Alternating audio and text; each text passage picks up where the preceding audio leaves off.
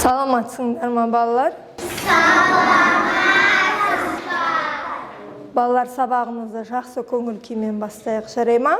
Оқу, білім аламыз, біздер зерек боламыз, математика пәнінде алғыр, тапқыр боламыз. Жақсы балалар, отыра қойыңдар. Математикада біз нені үйреніп жатырмыз? Санап үйренеміз, есеп шығарып үйренеміз, я? Өте жақсы. Балалар, олай болса сабағымызды бастаймыз. Ой, біздің тақтаны біреу құлып салып кетіпті ғой. Кім салды екен, білесіңдер ма? Олай болса мына жерде хаты бар екен. Қане көрейік бұны кім жазып қалдырып кеткенін. Ал. Хат сендерге арналыпты. Оқиын ба? Сәлем балақай. Мен сиқыршы боламын. Кіммін дейді? Егер сендер сандарды ретімен қойсаңдар, онда мен қойған құлып ашылады дейді. Біз сандарды ретімен қоя аламыз ба, балалар? Ал тақтаға кім келеді? Кім бізге орын-орынмен қойып береді? Мұхамедияр келе ғой. Сандарды қане Мұхамедиярды барлығымыз тексеріп отырайық. Бірінші қай саннан бастаймыз? Аха, тез құлыптың құпиясын ашайық. Аха, дұрыс па, балалар? Дұрыс па екен?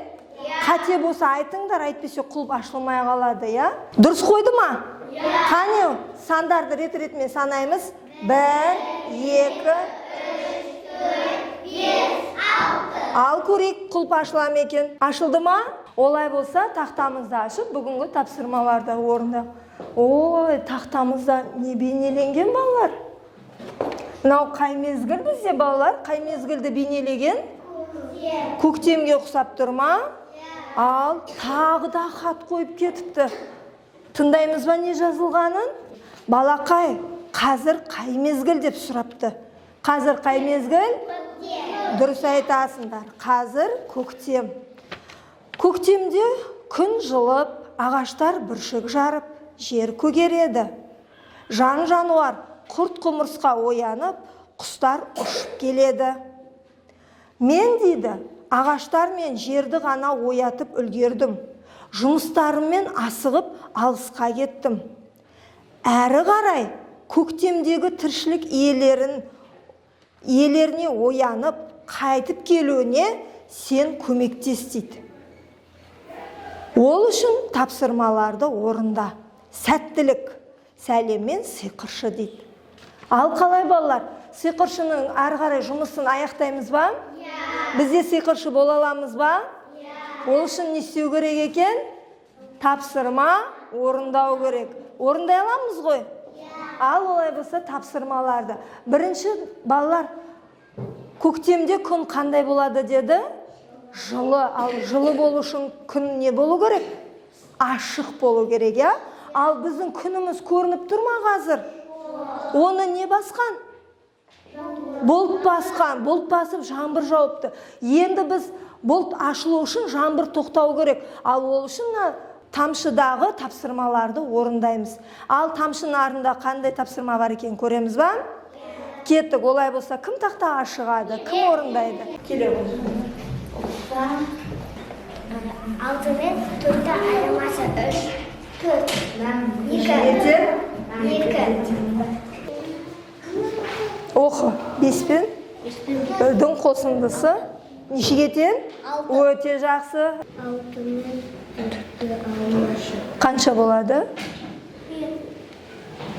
Неше? Өте жақсы, 2 болады. Олай болса бұлттар не істейді? Ашылады. Күннің көзі көрінді ма? Күннің көзі көрінді. Ал жаңбырдан кейін аспанда не пайда болды? Не пайда болды? Кемпір қосақ. Балалар, кемпір қосақта неше түс бар? 7 түс. Қандай түстер еді? Еске түсірейікші. Қызыл, қызғылт, сары, сары, көкшіл, көк, күлгін.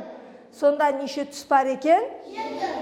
Енді балалар, бүгін біз жаңа санмен танысамыз. Қалай ойлайсыңдар, ол қандай сан? Қандай? Дұрыс. Қандай сан? 7. Бірге санаймыз. 1, 2, 3, 4, 5, 6. 6-дан кейін қай сан болады? 7. 7 қалай шықты деп ойлайсыңдар, балалар? Не істейміз? 6-ға 1-ді қосамыз. Дұрыс айтасың. 6-дан кейін сонда неше шығады?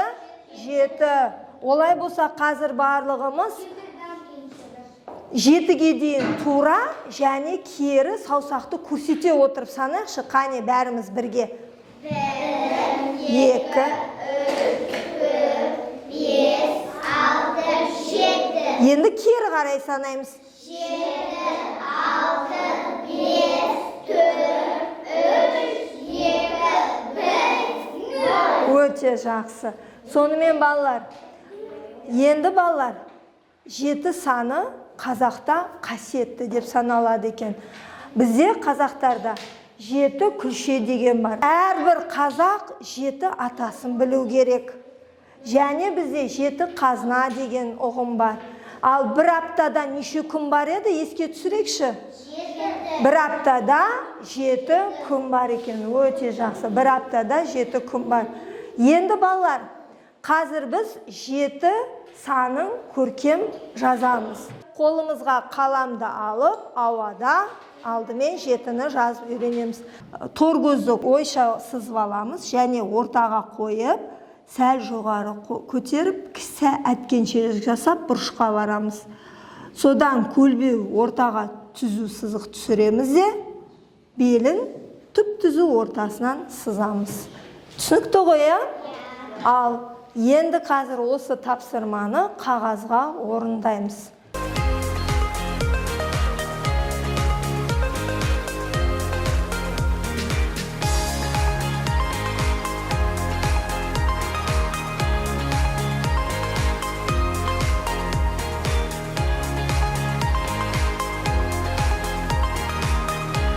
Сонымен 7-нің құрамын қайталап жіберейік.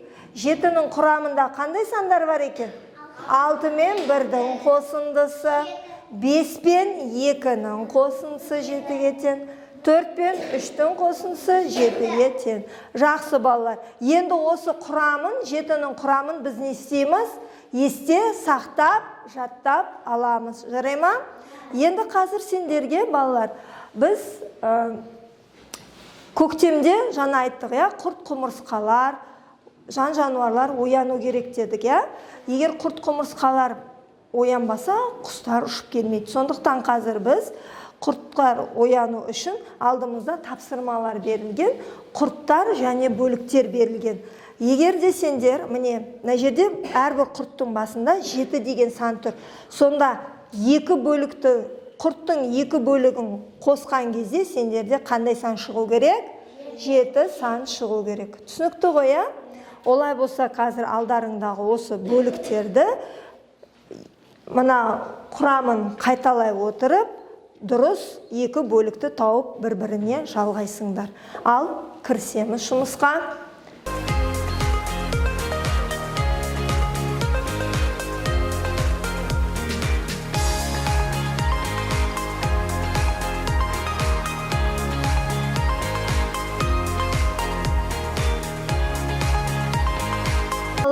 Ұлтудықын тексерейік, ұлту тапсырмасын болыпты. 3 пен 4-тің қосындысы 7-ге тең дейді. Дұрыс па? Дұрыс. 1 мен 6-ның қосындысы 7-ге тең дейді. Дұрыс па екен? Дұрыс. Олай болса балалар, біз тапсырманы дұрыс орындадық. Енді нелер оянады? Құрттар оянады. Құрттардан бізде әдемі көбелектер ұшып келді, я? Ал енді құрт құмырсқа оянса, бізде енді құстар да ұшып келу керек.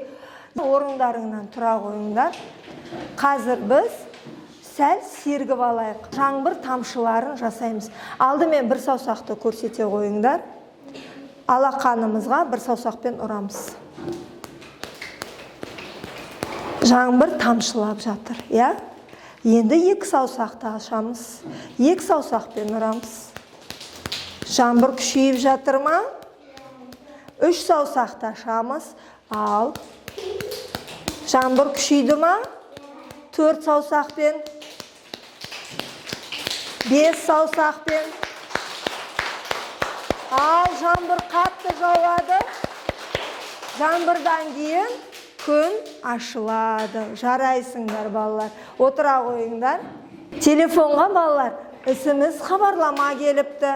Ал оқып берейін, не дегенің? Жарайсыңдар. Балалар, бұл хабарлама сиқыршыдан келіпті. Енді ол хат емес, телефонға жіберіпті. Жарайсыңдар, өте ақылды екенсіңдер. Барлық тапсырманы орындағандар үшін мен сендерге сыйлық жібердім дейді. Енді сендер бүгінгі сабақ ұнаса, маған жүрекше жіберіңдер. Ал тапсырмалар қиын болды, ойлану керек болды десеңдер, онда сұрақ белгісін жіберіңдер дейді.